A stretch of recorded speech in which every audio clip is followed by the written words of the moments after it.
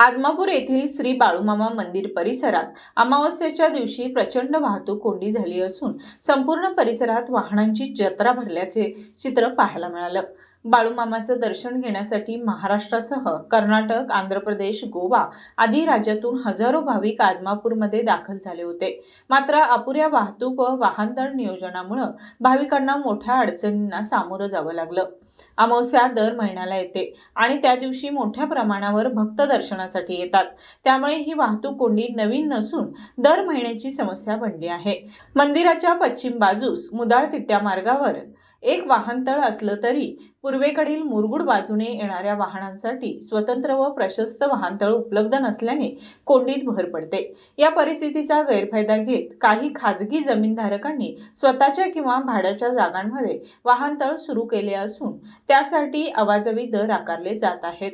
त्यामुळे अनेक भाविक आपली वाहने थेट रस्त्याच्या कडेला कुंपणालगत लावतात। परिणामी बस, ट्रक सारखी मोठी वाहने या कोंडीत अडकून तासनतास तर काही वेळा 4 ते 5 तासांपर्यंत खोळंबून राहतात। शिर्डी, शेगाव, अक्कलकोट या तीर्थक्षेत्राप्रमाणेच आदमापूरलाही मोठ्या प्रमाणात भाविकांची गर्दी असते। अत्यंत देखणे मंदिर, नियमित दर्शन व प्रसादाची उत्तम व्यवस्था असूनही दर महिन्याला वाहतूक कोंडीमुळे भाविकांचं प्रचंड हाल होत आहेत। मुख्य रस्त्यालगत मंदिर असल्यानं वाहतूक नियोजन अत्यंत महत्त्वाचं ठरतं। त्यामुळे मंदिर प्रशासनाने आणि संबंधित प्रशासनाने या समस्येकडे गांभीर्याने लक्ष देत मुरगुड बाजूस प्रशस्त वाहनतळ उभारण्याची तसेच प्रभावी वाहतूक नियोजन करण्याची तातडीची गरज व्यक्त होत आहे। मुरगुडहून सर्जेराव भाट।